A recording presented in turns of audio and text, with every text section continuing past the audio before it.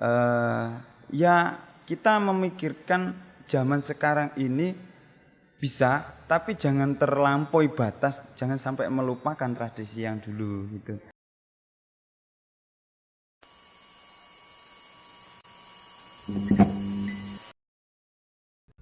Assalamualaikum warahmatullahi wabarakatuh.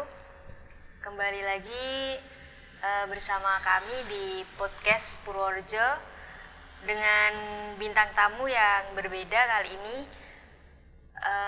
Bintang tamu kali ini saya perkenalkan terlebih dahulu. Beliau adalah Bapak Muhammad Badroni. Beliau selaku Ketua Ansor Desa Purworejo dan beliau juga alumni dari IPNU IPPNU Desa Purworejo. Bagaimana kabarnya?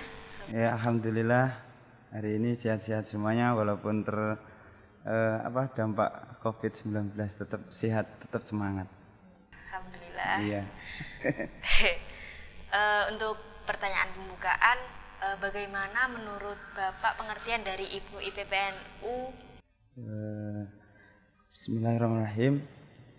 Kalau kita menuju ke pengertian dari IPNU IPPNU, bahwasanya kita harus mengacu kepada di mana IPNU IPPNU dulu itu dibentuk, bahwasanya kita tidak mengikuti bahwasanya IPNU IPPNU sendiri ini adalah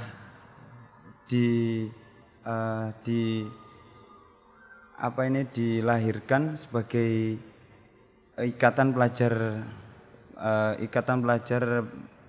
Nahdlatul Ulama dan ikatan pelajar perempuan Nahdlatul Ulama. Yang harus diketahui bahwasanya IPNU dan IPPNU ini adalah salah satu bentuk kebutuhan waktu dulu itu sampai sekarang itu menjadi kebutuhan, menjadi badan otonomnya dari Nahdlatul Ulama, dari yang bersifat keterpelajaran, yang bersifat kekeluargaan, yang bersifat kemasyarakatan, dan yang bersifat keagamaan. Itu kalau menurut Bapak. Mungkin Terus kalau menurut panjenengan IPNU IPPNU itu tradisional atau modern? Karena banyak orang yang menganggap IPNU IPPNU sebagai organisasi tradisional, di mana kita hanya mengurus tradisi para pendahulu gitu, Pak. Perlu dimengerti oleh para pelajar IPNU IPPNU bahwasanya IPNU dan IPPNU ini adalah bukan lagi menjadi keterpelajaran yang tidak butuh ilmu, tetapi membutuhkan ilmu yang bersifat kemasyarakatan. Artinya gini, sejak dulu memang dikatakan IPNU IPPNU ini adalah tradisional, memang karena apa? Menjadi kebutuhan waktu dulu itu sebagai kaderisasi Nahdlatul Ulama waktu dulu. Makanya di situ IPNU IPPNU ini dilahirkan untuk menjawab bahwasanya lahirlah kader-kader Nahdlatul Ulama gitu. Saya kira Berarti IPNU IPPNU itu mencakup modern juga tradisional gitu. ya, kalau menjawab kemodernannya, saya ini lebih kepada kita mengikuti zaman. Karena di dalamnya pasti kita mengikuti tren Indonesia saat ini topiknya tentang apa, pasti zaman sekarang dengan zaman yang dulu itu IPNU itu berbeda. Realitasnya itu juga berbeda. Sekarang ini harus mengikuti mengikuti zaman tren sekarang. Sekarang ini anak-anak IPNU IPPNU itu tidak dianggap sebelah mata, tapi lebih kreatif juga karena ada pelatihan-pelatihan di dalamnya. Bagaimana menurut panjenengan eksistensi IPNU IPPNU di era sekarang ini? Luar biasa, karena saya melihat di Kecamatan Unut saja, khususnya di Purworejo juga sekarang ini tidak kita pungkiri bahwasanya ada era digital, ada era milenial. Sekarang itu anak-anak itu lebih IPNU ini lebih rekan-rekan IPNU lah dan rekan-rekan IPPNU ini lebih kreatif lagi untuk lebih kreatif dan berkualitas untuk menjawab tantangan zaman sekarang. Karena dia harus berkembang, harus bisa harus bisa digital lah intinya, bahkan bisa harus lebih berkualitas lagi seperti buat akun di Instagram media. Sosial media sekarang ini kan sudah sudah hack atau lebih lagi, misal status bisa dimunculkan ini. Untuk selanjutnya, bagaimana perkembangan IPNU IPPNU di era tradisional ke era modern? Bahwasanya tidak mungkin ya, rekan-rekan IPNU IPPNU, kalian harus mempunyai sebuah kegiatan yang dimana tidak melupakan tradisi nenek moyang kita, maksudnya kader-kader Nahdlatul Ulama yang dulu. Misal contoh, kita jangan sampai di era sekarang ini melupakan yang namanya tradisi yang di mana dulu itu juga dikembangkan langsung oleh para pendiri Nahdlatul Ulama. Seperti contoh saja tahlilan, yasinan, manakipan, itu kalau bisa ya dikembangkan di era sekarang. Entah nanti dikemas seperti apa, bisa dimasukkan ke program apa, bisa. Harus kreatif, loyalitas IPNU sekarang harusnya. Misal contoh dimasukkan di medsos, tahlilan bersama, bisa. Yang intinya jangan sampai melupakan jangan sampai melupakan tradisi-tradisi yang dulu yang sudah dibawa oleh Hadratus Syekh sendiri juga. Berarti kita boleh mengikuti era saat ini, tapi harus melihat tradisi-tradisi yang lalu gitu. Ini sebuah kebutuhan juga, bahwasanya kita jangan sampai melupakan lah. Kita memikirkan zaman sekarang ini bisa, tapi jangan terlampaui batas, jangan sampai melupakan tradisi yang dulu gitu, yang sudah dibawa oleh para kader-kader Nahdlatul Ulama. Untuk selanjutnya, apa dampak positif dan negatif ketika ikut IPNU IPPNU? Dampak negatifnya saya kira hari ini banyak para pembuat program itu biasanya tidak menarik lah, mungkin karena harus berkreativitas lagi untuk menjawab tantangan zaman sekarang. Saya kira cuma itu saja, karena anak-anak sekarang itu dibutuhkan sangat bagaimana ya kita menarik teman-teman itu masuk ke IPNU. Ya. Dampak positifnya saya kira kita kalau melihat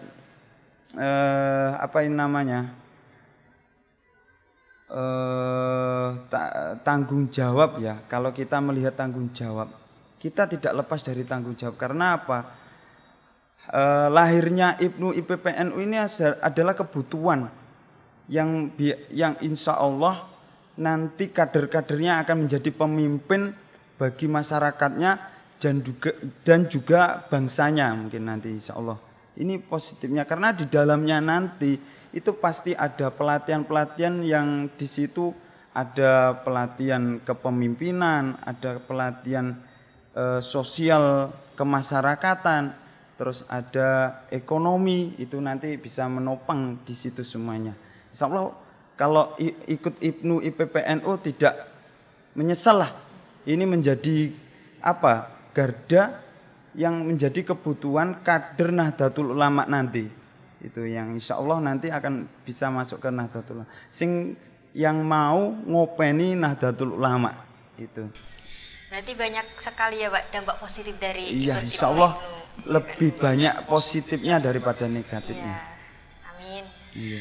Itu perkembangan dalam bidang apa saja yang paling melejit dalam organisasi IPNU IPPNU di era modern ini? Yang dampak positifnya sekarang ini adalah program yang harus ditingkatkan lagi adalah media sosial.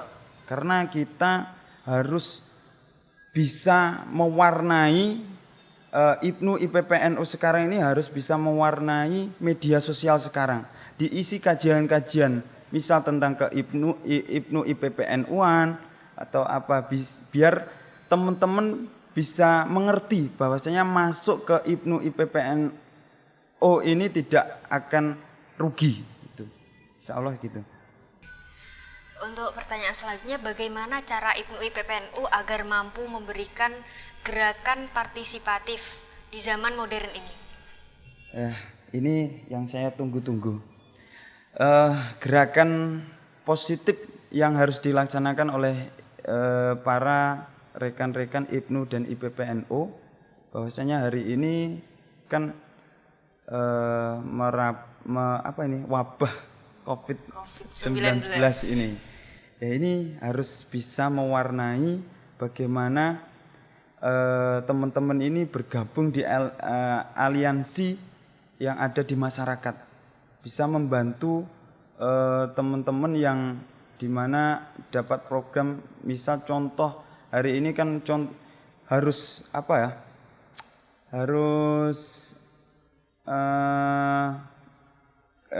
kemanusiaan lah, intinya kemanusiaan ini menjawab kemanusiaan yang ada di masyarakat situ. Karena ini hari orang-orang ini ketakutan akan virus tersebut. Nah, ini harus muncul, IPNU dan IPPNU harus muncul sebagai badan semi otonomnya Nahdlatul Ulama yang nanti akan melestarikan juga Nahdlatul Ulamanya. Makanya dari itu mungkin program ini dimasukkan ke Mixos. Ini bahwasanya rekan dan rekan IPNU dan IPPNU dari ranting mana bisa masuk ikut berkecimpung untuk mengatasi wabah seperti ini. Berarti kita sebisa mungkin harus membantu masyarakat gitu ya, iya, Pak ya. Kita tidak lepas, di samping kita ini sebagai bersifat keterpelajaran, juga bersifat sosialnya itu harus melekat. Iya. Apa yang dilakukan kader IPNU IPPNU agar tetap eksis, tetapi tetap pada jalurnya dan tidak mengunggulkan apa yang sudah diajarkan oleh para pendahulu? Iya, betul. Gini ya, untuk menjawab pertanyaan rekanita, bahwasanya pelajar IPNU dan IPPNU ini sudah mempelajari yang namanya tentang isi daripada pergerakan IPNU dan IPPNU tersebut.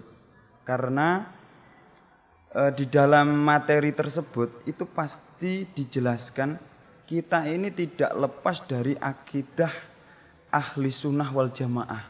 Ini menjadi titik garis bahwasanya bahwasanya rekan IPNU dan IPPNU ini nanti yang berpatokan pada akidah ahli sunnah wal jamaah ini, biar tidak terlepas dari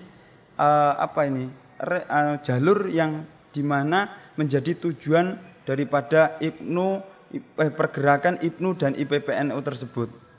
Apa ini menjadi garis bawah dari mana kita harus memegang terus akidah Ahlussunnah wal Jamaah.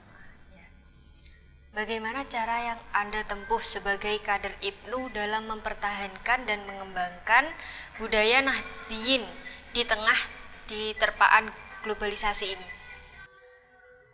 Satu yang harus Bapak lakukan adalah di waktu saya menjadi IPNU, IPPNU dulu, bahkan ada rekan kita yang membantu juga. Yang pertama yang harus saya tekankan di sini adalah kedisiplinan. Yang kedua tanggung jawab. Yang ketiga adalah menjalankan program yang sudah saya bentuk di dalam raker. Setiap kali 1 bulan sekali saya kumpulkan, setelah itu saya programkan. Terus yang terakhir adalah kita tidak lepas, karena dulu dengan sekarang di era sampean dengan saya ini sudah berbeda. Makanya satu ini saya taruhkan di sini, kita harus kita harus menjawab tantangan media sosial ini. Harus memegang penuh. Karena apa? Panjenengan ini eranya berbeda. Sekarang medsos ini kalau bisa jangan dipegang oleh selain daripada kader-kader yang tidak bertanggung jawab. Kita sebagai anak dari Nahdlatul Ulama, kita harus kreatif. Terus loyalitasnya ini ditingkatkan lagi tentang keorganisasian. Jadi ini menjadi tantangan bagi sampean di era sekarang. Entah tahun depan, tidak tahu kita IPNU, IPPNU mau dibawa kemana. Ini seperti lagunya itu. Ini saya harapan ini kepada panjenengan semuanya. Dan kita nanti akan berproses juga, akan mengurusi Nahdlatul Ulama di taraf Kecamatan Ngunut. Yang kita banggakan itu, beliau-beliaunya yang ada di sana kita salut juga, semangat juga untuk mengurusi organisasi yang terbesar Nahdlatul Ulama. Berarti kalau bisa itu kita harus memegang secara penuh media sosial gitu ya, Pak? Betul. Di era sekarang ini harus sampean pegang itu, harus sampean kuasai penuh, karena medsos ini isinya ada yang bisa hoak, ada yang benar, antara benar dan hoak ini loh yang harus kalian tidak ada perbedaan gitu, tidak ada Pak. perbedaan. Harus kalian bisa kalau bisa nanti di IPNU IPPNU harus belajar menjadi cyber IPNU IPPNU. Ini harus ada itu untuk mengatasi kehoak-hoakan tentang, apalagi nanti ke organisasi IPNU IPPNU dilecehkan, ini kan kalian itu harus siap menjawab itu, bahwasanya Ikatan Pelajar Nahdlatul Ulama ini penting. Ini adalah salah satu organisasi di Indonesia yang menjadi banom daripada Nahdlatul Ulama. Iya, Pak, siap. Dan yang terakhir Pak, pesan Anda untuk generasi muda sekarang ini? Pesan Bapak karena anak-anak rekan-rekan dan rekanita ini lebih mengerti menjadi tantangan sekarang. Pesannya Bapak cuma satu, tetap berjuang, tetap belajar, tetap loyalitasnya itu ditingkatkan untuk organisasi yang dimana nanti akan menjadi kader Nahdlatul Ulama. Jadi rekan-rekan kita sekalian, kesimpulan yang dapat kita ambil dari apa yang telah disampaikan oleh Bapak Muhammad Badroni adalah kita sebagai generasi IPNU IPPNU di era milenial sekarang ini harus tetap menjaga tradisi-tradisi yang ditinggalkan oleh generasi-generasi pendahulu. Kita harus lebih merimake lagi sesuai dengan perkembangan zaman saat ini. Dan kita harus menguasai dunia media sosial dengan memasukkan kreativitas dan akidah kita sebagai Ibnu IPPNU yang berahlus sunnah wal jamaah. Sekian, terima kasih. Wassalamualaikum warahmatullahi wabarakatuh. Waalaikumsalam warahmatullahi wabarakatuh.